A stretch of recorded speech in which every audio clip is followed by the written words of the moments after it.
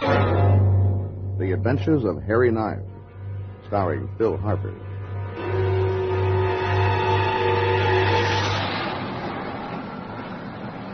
March 6, 1940.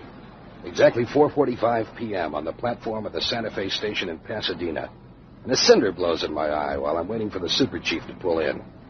There's one of those penny scales with a mirror on it, which I use to locate the cinder. Catch a glimpse of myself. New gray suit with a natty bow tie and a big red carnation in the lapel. Part of the expenses for the client coming in on the 4:45 from Chicago. Standing on the scale, so I invest a penny because etched on the glass mirror it says your weight and fate, 1 cent. A little card comes out. It says I weigh 191 pounds. It also says, a visitor brings trouble. Yeah, probably right. And here it comes. The 4:45 from Chicago.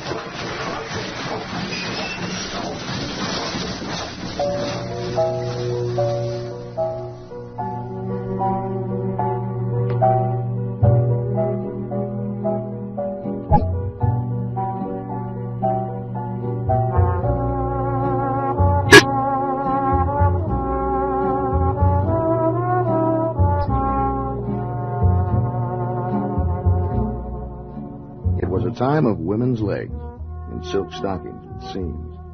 Of margarine you had to mix with color yourself unless you wanted it to look like lard. Of new Studebaker cars for $660 at the factory in South Bend, Indiana. Of a one-time cop turned small-time private detective to whom 3 shaves on a blade was routine and 4. Well, that was good luck. 1940, the time of Harry Niles.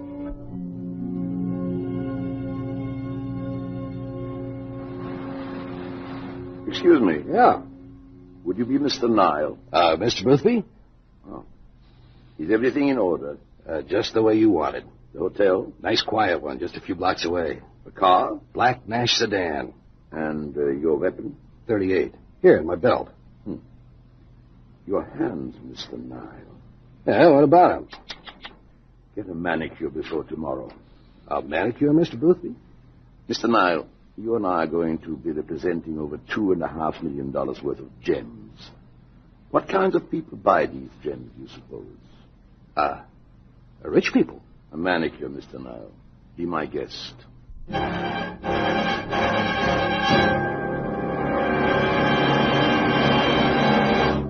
And now, The Adventures of Harry Niles, with our special guest star, Mr. Kurt Kasner.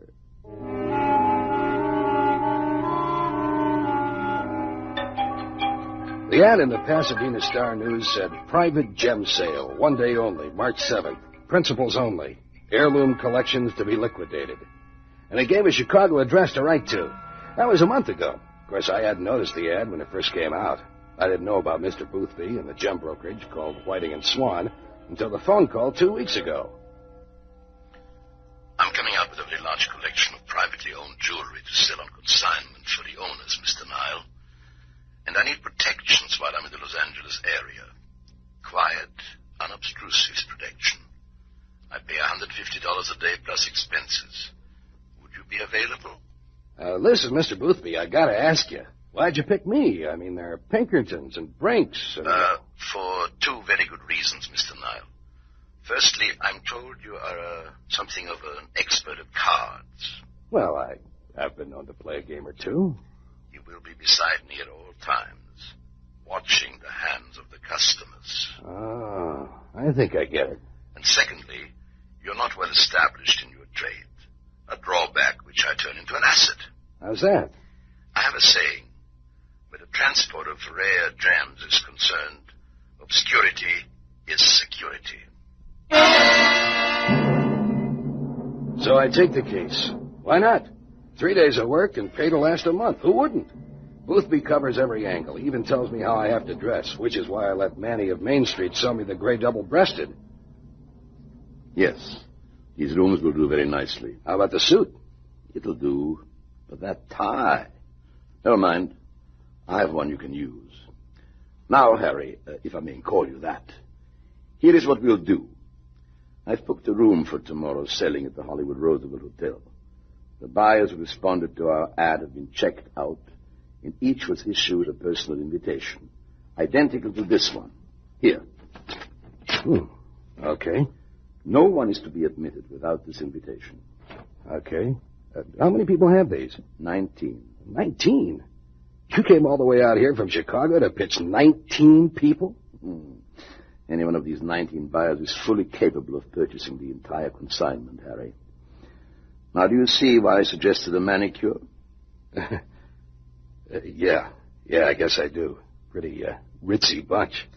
My collection includes some of the finest jewelry in the East and Midwest. Of course, Whiting and Swan deal only in the highest quality goods. Which reminds me, would you like to see them? Sure. This case is not to be out of either sight, yours or mine, at any time. When I'm dining, you will be guarding it. When you're dining, I shall guard it. There you are. It's a bunch of little velvet pouches. With numbers on them. Each number, you see, corresponds with an inventory number. For example, let me show you. Number 4. Holy smoke. Necklace with a principal diamond pendant and cluster of small diamonds. Go ahead. Hold it. Now, in our catalog, we look up item number 4, which reads necklace, 23 5/8 inches long, principal stone, 6-carat diamond, cushion brilliant cut, 58 facets. What is this cushion brilliant? The name of the cut, the shape of it. See? An oblong with slightly rounded sides. Anyway, the description also numbers the 77 other stones, given their weight and cut. Holy smoke. And it gives us the name of the owner. In this particular case, part of the Whitaker estate. Part of it? Oh, yes. I have 5 other pieces from the same estate to sell this trip. Worth altogether around 100,000. Holy smoke. Oh, that could become tiresome, Harry. Mr. Boothby, what's the matter? Pocket of my coat. On the chair. Which pocket? No, the other. The side. I'm looking. What is it? Is it this little bottle? Yes. Is it? Give me the bottle. Yeah, here you are. Hurry. Now, how many of these do you take? Here, do you want me to... 2. Give me 2. Hurry. Here they are. Holy smoke. I'm sorry. Was that it? What is it, your heart? Yes. I should have told you. On top of everything else, you've got to keep me alive.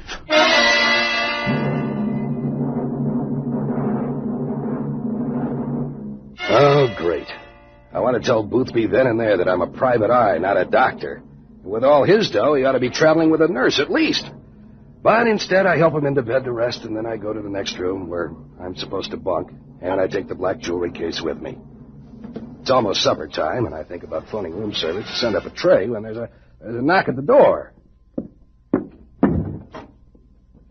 Mr. Nile, I'm sorry I'm so late, but there were so many people ahead of you this afternoon. Well, now I made it, and you're my last appointment, so we can relax, huh? Relax? You wanted a manicure? Huh?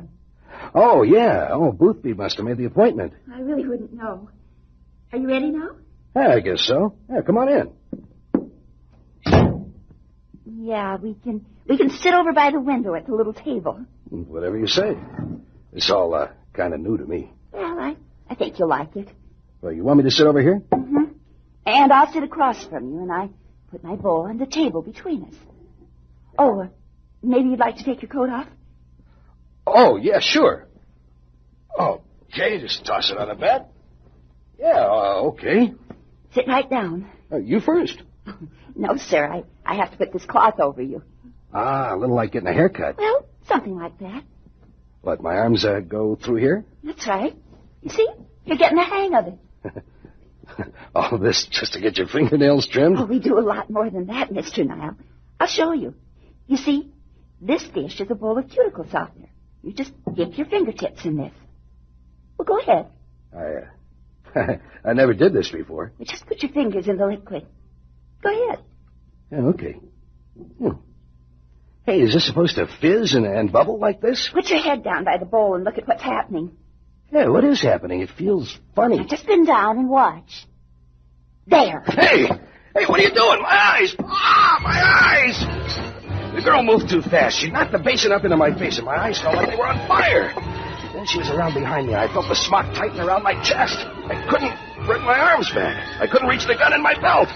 And then she tipped the chair back, and I hit the floor, tied to the chair. And when I did, I tried to force my eyes open. This searing pain. And I saw the hall door open, and a man run in. He held out his hand, and the manicurist grabbed it. And as they both ran through the door, the last thing I saw was what was in the other hand. The black jewelry case.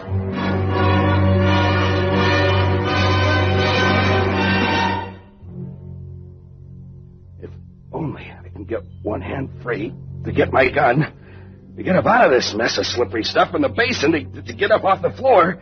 I keep scrambling around like a wounded lobster until finally I yank one hand loose and I untie the smock.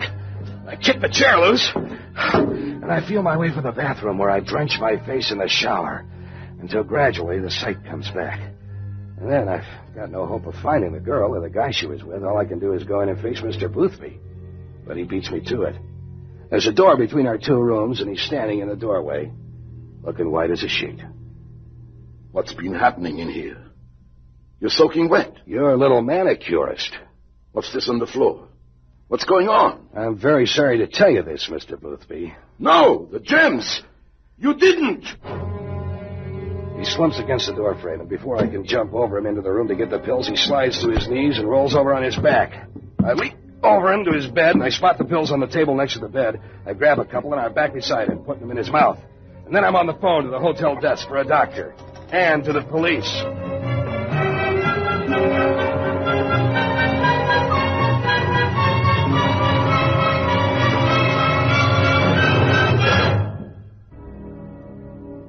The doctor and the cops arrive about the same time. The doc checks Boothby and sends him to Huntington Hospital in an ambulance.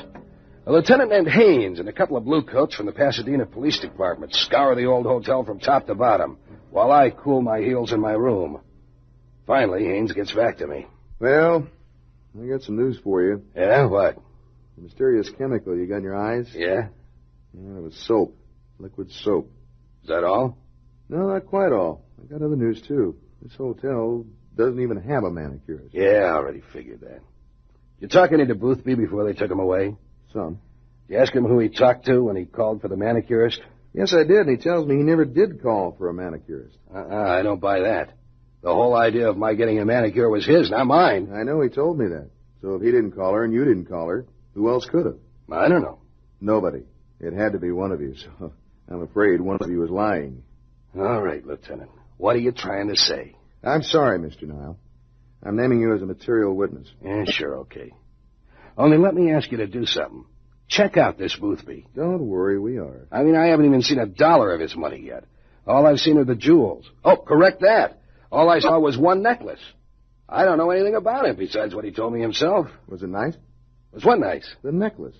Oh, yeah, it was gorgeous. Why are you looking at me? You can go, Mr. Nile. Don't leave Los Angeles County. Well, at this point, I'm losing money. And I should have just given back the car I rented and taken the bus back to L.A. But I'm never going to rest until I prove what I'm beginning to think. That Boothby set me up. That the fake manicurist was working for him. And there's a third guy in this operation.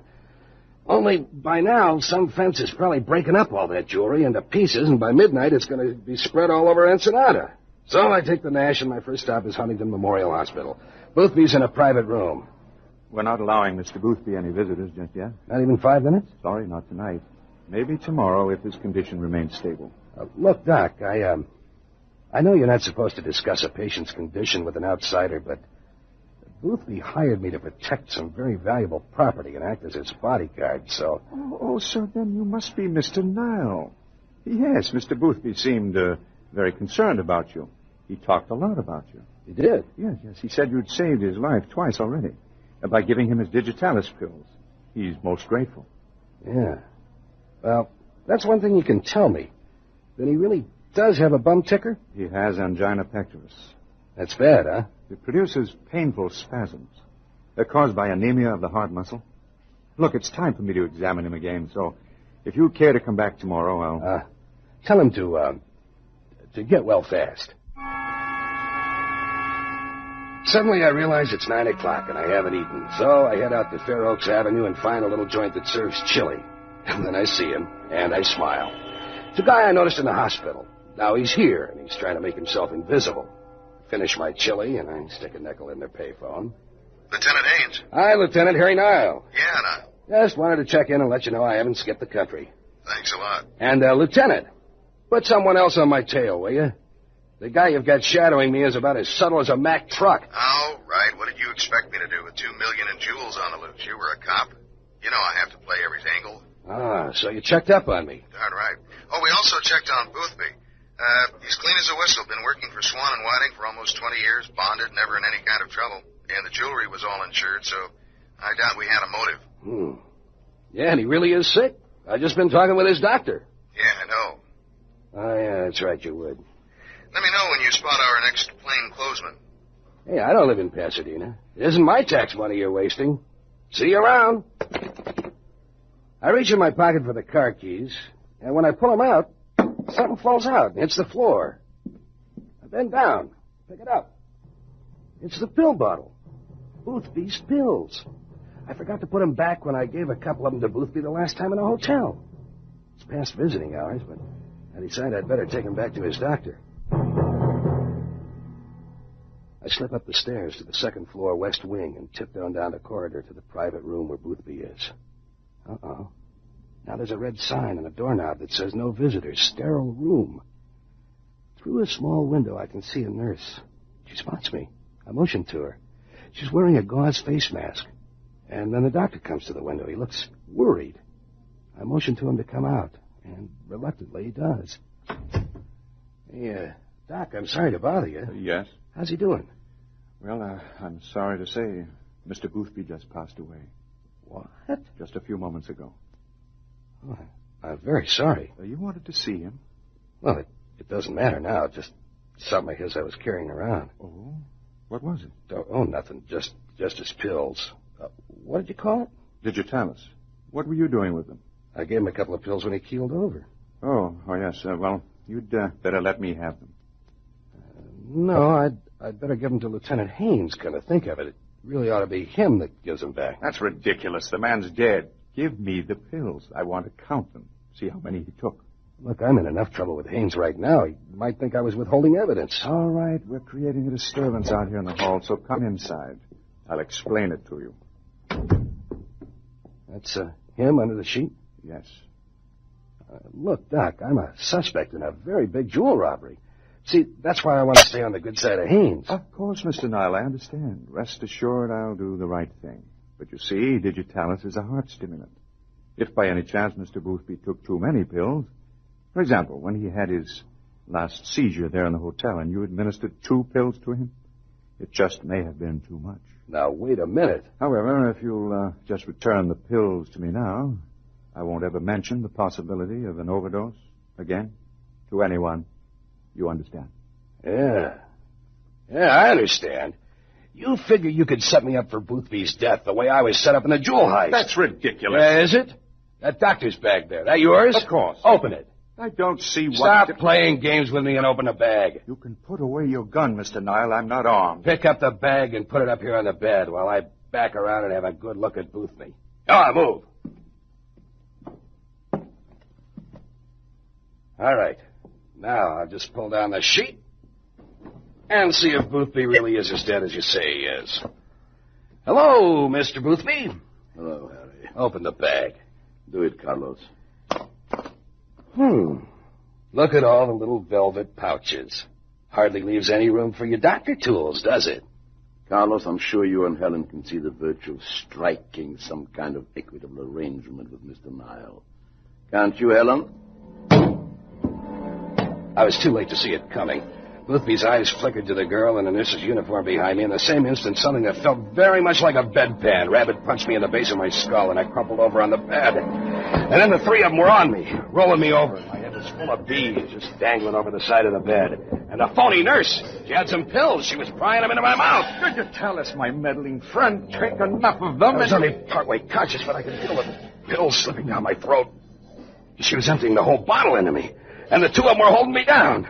And then, all of a sudden, Get away from him and put up your hand. It was Haynes. I slid off the bed. And then, very slowly, all the lights went out.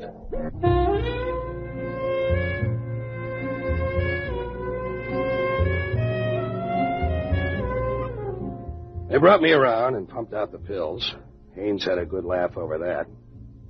The reason the phony doctor wanted the other pills back from me was that they were as phony as he was, just made of sugar. Boothby'd set up the whole elaborate plan to make it look like the poor, dumb private eye had either let himself get robbed or planned the heist himself. Helen, the phony nurse, was the phony manicurist, of course, and the doctor was a fence who could break up the jewelry down into little stones and peddle them in hours. And Boothby? Well, the poor sucker had it figured he could go back to Whiting and Swan in Chicago and keep right on dealing legitimately, while secretly pocketing maybe $250,000 from the stolen gems. And what did I get out of it? A ruffled gray suit, a bill for the hotel and the Nash, and a very bad taste in my mouth. Well, and a grateful handshake from Lieutenant Haynes. Oh, and 60 days later, a reward from Whiting and Swan, which is not usual. Not in 1940. Not for Harry Nile.